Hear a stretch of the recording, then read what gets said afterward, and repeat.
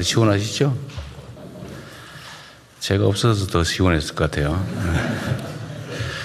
자, 국무회의를 시작하겠습니다.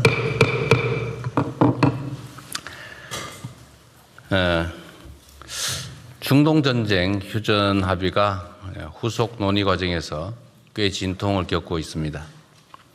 끝까지 긴장의 끈을 놓지 말고 비상체제를 유지하고 민생경제 회복에 박차를 가해 주시기 바랍니다. 이번 전쟁으로 많은 걸 알게 됐습니다. 특히 우리 경제의 취약점을 알게 되는데 그 취약점을 보완해서 대체 불가능한 초격차 산업 강국으로 도약해 가야 되겠습니다. 이를 위해서는 에너지와 원자재 공급망의 전략적인 다변화, 그리고 재생에너지 중심의 에너지 믹스, 탈플라스틱 순환경제로의 이행을 서둘러야겠습니다. 무엇보다 로봇, 우주항공, 또 K바이오, K방산 등 기존 반도체에 버금가는 K산업의 새로운 엔진을 육성해야 됩니다. 국민과 기업, 정부가 하나가 돼서 중동전쟁이라는 태풍을 슬기롭게 헤쳐올 수 있었습니다. 불가능의 벽을 넘어 세계에서 유일하게 산업화와 민주화를 동시에 성취해낸 우리 국민들께서는 우리 앞에 놓인 또 다른 도전들도 단합된 힘으로 얼마든지 이겨낼 수 있다고 믿습니다. 누구도 흔들 수 없고 아무도 대체할 수 없는 글로벌 초격차 산업 강국을 향해서 우리 모두 힘을 모아서 함께 전진해 가기를 바랍니다. 산업 경제의 본격적인 대도약을 가속하려면 과감한 행정 대전환이 뒷받침되어야 합니다. 지난 1년 동안 우리 정부가 지향해야 될 행정의 기본적 방향과 원칙은 충분히 확립했다고 판단합니다. 이를 바탕으로 앞으로 4년 동안 국정 혁신의 내용을 촘촘하게 채우고 또 이를 체계화하는 데 만전을 기해 주시기 바랍니다. 이를 위해서는 기존 후 관성에 안주한 낡은 행정 문화에서 탈피해야 합니다. 그래서 구석구석의 잘못을 찾아서 고치는 세밀 행정의 자세를 갖춰주기 바랍니다. 사소해 보여도 국민들의 삶에 직결되는 사안부터 빠르게 실행하는 속도 행정도 중요합니다. 국민의 요구를 앉아서 기다리는 게 아니라 우리 모두가 현장 속으로 들어가서 선제적으로 찾아서 개선하는 전통적인 용어로 적극 행정도 매우 중요합니다.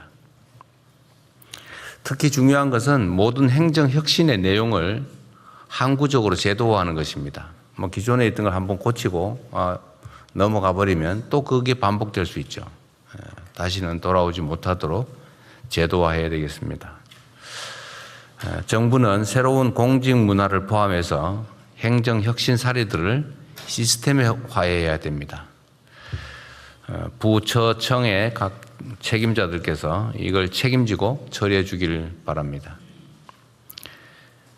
공직자가 어떻게 일하느냐에 따라서 우리 국민들의 삶이 천당과 지옥을 오갈 수 있다는 걸 늘 명심해야 되겠습니다. 오늘 영국 언론이 대한민국을 G7에 포함시켜야 된다 이런 기사를 썼다는 얘기를 들었습니다. 제가 작년에 해외 순방을 했을 때 하고 이번 해외 순방을 또 할 때 또 G7 중심으로 1년간에 많은 변화가 있다는 걸 느꼈습니다. 물론 작년에는 제가 처음 취임하고 그래서일 수도 있겠지만 객관적으로 보면 많은 정상들이 대한민국의 대통령과 양자 회담을 하기를 원했는데 실제로 우리가 시간 부족으로 그걸 다 응해 주기가 어려울 정도였습니다. 국제사회에서 대한민국에 대한 평가가 정말로 남다릅니다. 우리가 하나 둘 따져봐도 많은 국가들이 대한민국의 첨단 산업에 관심을 나타내고 공동 투자나 또 대한민국 첨단 산업 유치를 저한테 요청하고 있습니다. 또 상당수의 국가들이 방위산업과 관련해서 관심을 가지고 이 방공 시스템과 같은 수출에 자기들에게 우선순위를 달라고 저한테 일종의 부탁을 해오기도 합니다. 산업 영역도 그렇지만 문화적으로도 그렇습니다. 문화적으로도 보면 이번에 제가 유럽에서 느낀 것인데 그 현지민들 특히 젊은이들이 저나 제 아내를 보면 바로 한국 문화가 생각나는가 봐요. 그래서 막 손하트를 하면서 이렇게 애정 표현을 하고 그러기도 합니다. 또 외국 정상들이 저한테 하는 얘기들이 많아요. 자기 가족 중에 누구가 한국의 뭐뭐에 관심이 많아서 한국을 빨리 한번 가보고 싶다. 뭐 이런 얘기도 상당히 많이 합니다. 이 문화적인 측면에서 대한민국이 특별한 위상을 갖게 됐다는 생각이 듭니다. 물론 대한민국의 이 민주주의 역량도 큰 관심을 끌고 있습니다. 전 세계가 대한민국과 같은 발전된 국가에서 군사 쿠데타라는 게 일어나나 이렇게 놀랬다가 아니 저런 어려운 상황을 국민들이 외부적으로 보기엔 아름답게 또는 즐겁게 그러나 치열하게 평화적으로 극복해가는 과정을 보고 매우 놀랐던 것 같습니다. 일종의 무슨 뭐 영화 장면 같은 걸 상상할 정도였던 것 같아요. 그래서 이런 민주적인 정치 문화도 크게 관심을 끕니다. 대한민국에 대한 관광 수요도 급증하는 것 같아요. 안전한 거리, 치안 상황, 전 세계에서 가장 안전한 나라 중에 하나가 대한민국이죠. 또 깨끗한 거리, 또 친절한 국민들, 이런 모든 환경들이 정말 인상적이라고 합니다. 그래서 우리 스스로 우리를 판단하는 것보다는 외부에서 평가하는 게 훨씬 더 높다는 사실을 저 자신도 보고 놀랄 정도입니다. 우리 스스로도 자부심 가져도 되지 않을까 싶습니다. 물론 우리 안에 많은 문제들이 있긴 하지만 그 문제들을 또 완화하고 또 해소해 가면서 전 세계 이상적인 국가로, 모범적인 국가로 우리가 나아갈 수 있다고 믿습니다. 물론 그 내부의 얘기들 중에 이제 청년 문제가 있습니다. 이게 대한민국만의 문제는 아니지만 또 우리 스스로 모범적인 해결 사례를 만들어 가야 되지 않을까 싶습니다. 반도체 호황, 또 그중에 주식시장 급성장이라고 하는 이 눈부신 성과가 있습니다만 그 이면에 또 자산 양극화라고 하는 그늘이 짙게 드리우고 있습니다. 특히 안정적인 일자리와 소득을 통해서 자산을 형성할 기회 자체가 부족한 우리 청년 세대는 현 시대의 가장 큰 소외자들입니다. 역대급의 성과급이나 역대급인 코스피 지수도 나에게는 딴 세상 이야기라는 청년들의 소외감을 정부가 뼈아프게 받아들여야 할 것입니다. 현재의 청년 세대가 직면한 이러한 문제들을 일거에 해소할 소위 왕도는 없습니다. 뭐 그런 게 있다면 이미 다 했겠죠. 정책 전반에 걸쳐서 청년에게 더 많은 기회를 주기 위한 세심하고 꾸준한 노력이 그래서 더욱 중요합니다. 그 일환으로 어제부터 청년 미래 적금 신청이 시작됐습니다. 청년들의 안정적 자산 형성에 도움이 될 수 있도록 정책 홍보와 관리에 만전을 기해 주기 바랍니다. 아울러 일자리, 또 자산 형성, 창업, 주거 등 청년의 삶 전 영역에서 기회의 사다리를 실질적이고 획기적으로 확대하기 위한 정책들을 조속하게 확정하고 또 속도감 있게 추진해 주기 바랍니다. 덧붙여서 한두 가지 좀 더 추가 말씀을 드리도록 하겠습니다. 지금 선관위 사태에 대해서 우리 국민들의 우려, 또 관심이 매우 높습니다. 이게 참으로 안타까운 것이 정부의 통제에 있는 관리 범위 내에 있으면 뭐 손이라도 써보겠는데 이게 헌법이 정한 독립기관이다 보니까 관리도 통제도 불가능한 상황입니다. 심지어 국회도 그렇게 일상적인 감시 관리가 어렵다 보니까 그 내부가 많이 좀 문제가 생긴 것 같아요. 그게 문제가 쌓이고 쌓이다 보니까 심지어 투표지가 부족하다는, 그래서 투표의 장애를 느끼는 그런 상황이 됐습니다. 전 세계가 대한민국의 민주주의를 정말 선망할 정도인데 이를 핵심적으로 담당하는 선관위가 이와 같이 통제불능 상태에서 있을 수 없는 일을 저지른 점에 대해서는 뭐 좀 변명의 여지가 없습니다. 신속하게 대안을 마련하고 대책을 세워야 되겠죠. 국회가 또 여야 간에 대책을 만들고 있다니까 뭐 저희도 기대하고 또 협력하겠는데, 일단 그 안에 있는 여러 가지 이 부정적 요소를 제거하는 일은 지금부터라도 최선을 다해야 될 것 같습니다. 검찰하고 경찰에서 합동수사본부 만들어서 수사를 잘하고 계시겠죠? 어디? 네, 진행하고 있습니다. 몇 명 정도 규모입니까 지금? 현재 30명 정도 됩니다. 30명. 검경 합쳐서? 예, 합쳐서 그렇습니다. 계속 숫자는 좀 늘어나고 있습니다. 아, 좀 늘려야 될 것 같아요. 이게 이제 이번에 투표 과정에서 생긴 문제도 중요한데, 예. 이제 그거와 관련되어 있는 간접적인 좀 부정부패 사안이라든지 또 그 과정에서 드러나고 있는 황당무계한 일들이 있지 않습니까? 예를 들면 뭐 예산 낭비라든지 또는 전에는 뭐 문제는 해결됐는지 모르겠는데 채용 비리 문제 같은 것도 잘 정리됐나 모르겠어요. 어쨌든 그런 문제든 아니면 맞아 내부 운영 과정에서 국민들이 납득하지 못하는 황당한 일이 많이 생기는 것 같은데 그런 문제들에 대해서도 수사상 필요하면 충분히 다 수사하면 좋겠어요. 전반적인 진상 규명에 집중하겠습니다. 네. 어쨌든 내부가 좀 경각심을 갖지 않고 좀 방만하게 운영한 측면이 있는데 그 점에 대해서 형사적으로 문제되는 부분들은 다 정확하게 수사하고 밝혀서 책임을 물어야 될 것 같습니다. 예, 살펴보도록 하겠습니다. 네. 그리고 지금 주식시장 관련해서 뭐 이런 여러 가지 정책들을 지금 정책실에 준비하고 있다고 했죠. 관련 부처도 다 같이 의논하고 있을 것 같은데 이게 주식 매각대금 청산이 지금 현재는 이틀이 걸리지 않습니까? 근데 이걸 좀 앞당기자는 논의를 하는 모양인데 그 시행 시기와 관련해서 뭐 내년 하반기 뭐 이렇게 얘기를 한다고 하는데 뭐 꼭 그래야 되는지 한번 점검해 주시기 바랍니다. 각 부처들도 마찬가지로. 예.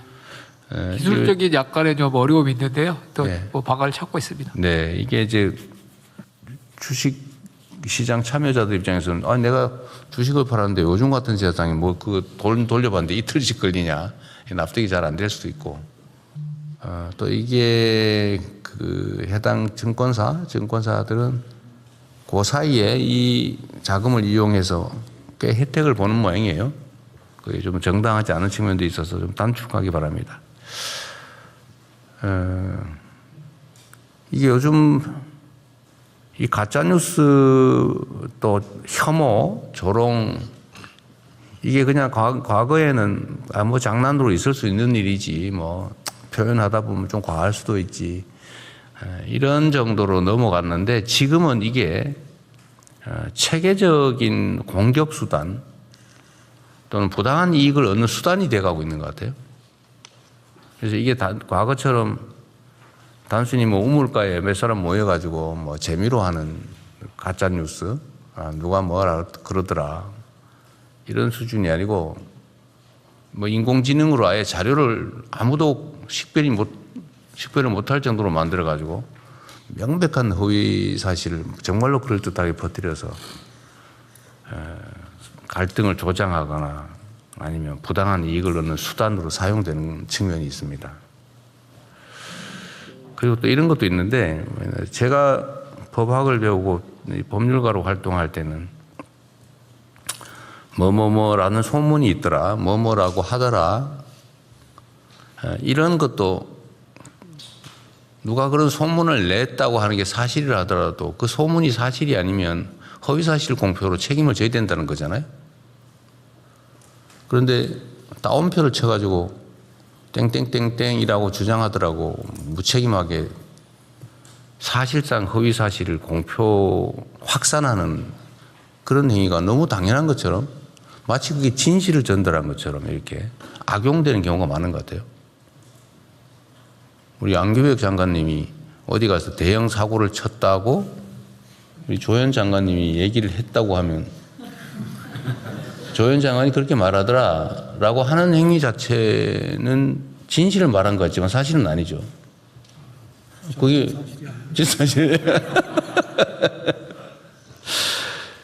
이게 이제 일반적인 상식인데 그런 소문이 있다는 게 사실이니까 라고 해서 책임이 없는 것처럼 생각하는 경우가 꽤 있는 것 같아요.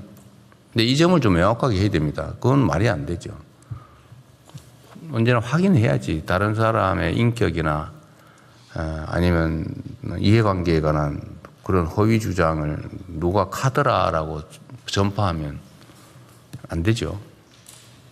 그래서 이런 점에 대해서 우리 분쟁이 될 경우에 수사기관이 좀 엄정하게 하면 좋겠어요. 이게 가짜뉴스나 조롱 혐오 또는 뭐 조작물 이런 것들을 전달하는 게 과거처럼 그냥 한두 개인의 피해로 그치는 게 아니라 이게 이제 엄청난 사회적인 갈등 대립을 초래하잖아요. 엄청난 사회적 비용을 부담해야 되기 때문에 과거와 다르게 평가해야 될 것 같습니다. 이게 엄청난 사회적인 분란을 가져오잖아요. 뭐 부정선거 이런 제가 그런 걸 가끔 보면 아니 이게 부실한 건 사실인데 그렇다고 그게 전체적인 선거 자체가 부정될 부정선거는 아니잖아요. 의도를 가지고 했는지는 밝혀봐야 되겠지만 어쨌든 그런 점에 대해서 그 수사기관이 좀 엄정하게 좀 책임의 강도를 좀 높여주면 좋을 것 같습니다.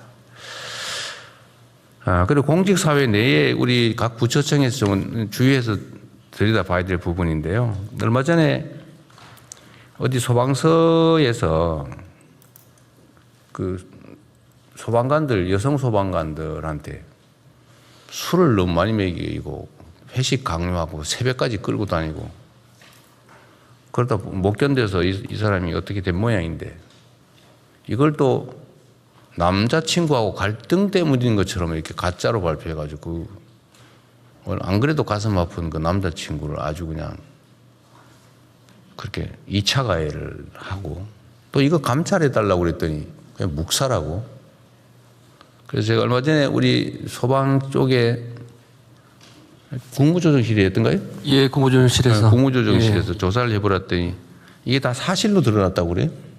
예, 사실 드러났습니다. 예. 이게 막상 결국은 정말 이게 유명을 달리하는 그 본인의 고통은 얼마나 심각했을 것이며 또 이걸 잃은 그 남자친구라 그 가족들은 얼마나 가슴 아플 것이며 이거 좀 밝혀달라고 하는데 이것도 묵살해가지고 얼마나 또 속쓰렸을 것이며 이게 입장을 바꿔 생각하면 어떻게 이럴 수가 있습니까?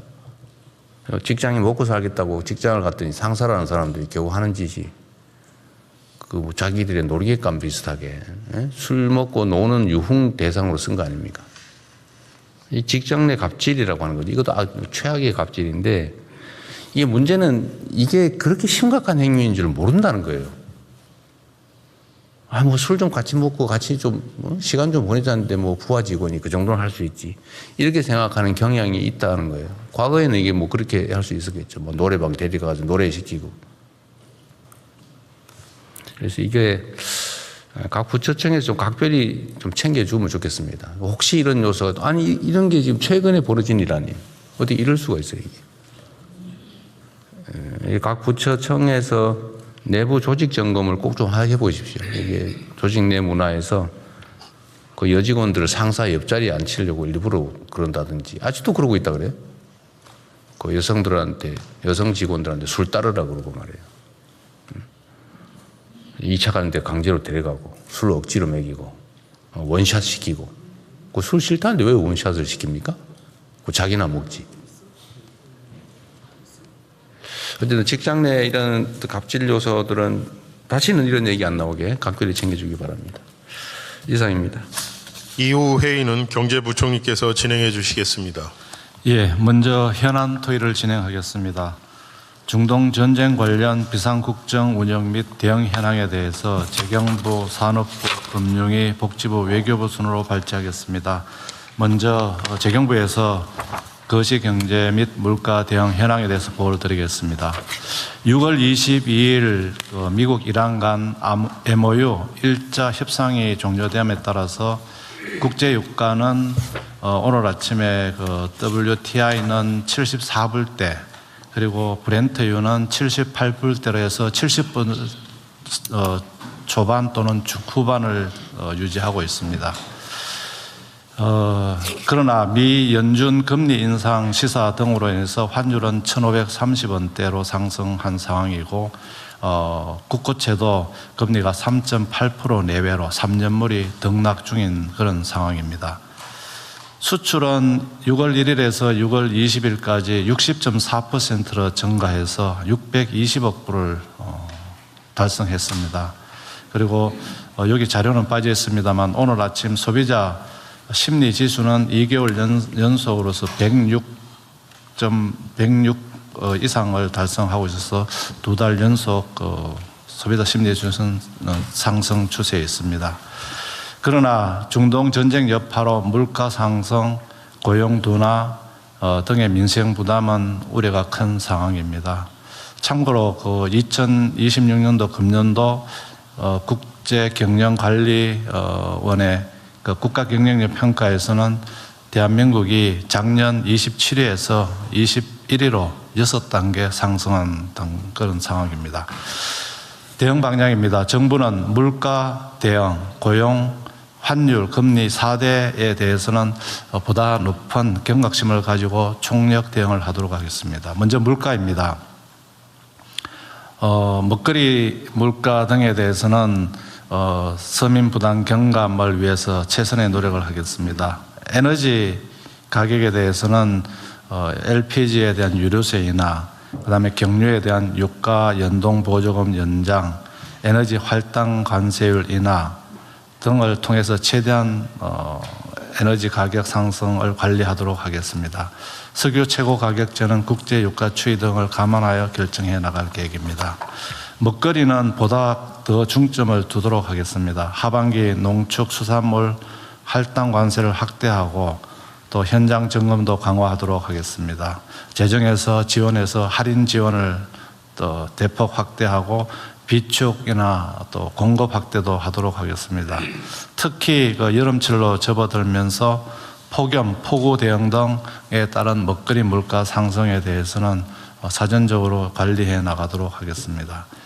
고용 부분입니다. 특히 대통령께서 좀 전에 말씀하신 바와 같이 청년 일자리에 대해서는 부분별로 고용 대책을 마련해 나갈 계획입니다.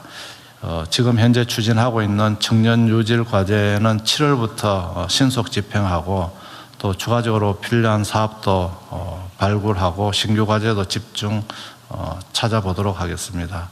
특히 청년들에 대한 에이전틱 AI 교육 등을 통해서 이러한 청년들이 또 중소기업이나 또는 또 중견 대기업들의 어떤 문제를 해결하는 그런 일자리 연계 과제도 적극 추진하겠습니다.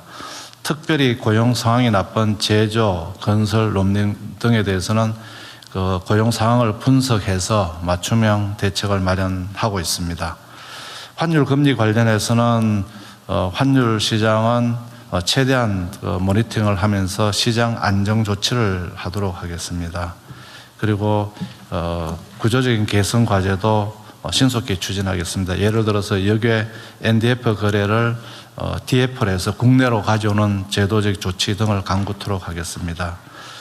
특별하게 고금리, 고환율에 따른 민생 피해 최소화를 위해서 취약 차주나 취약 부문에 대한 대책을 마련하고 중소 수입 기업들에 대해서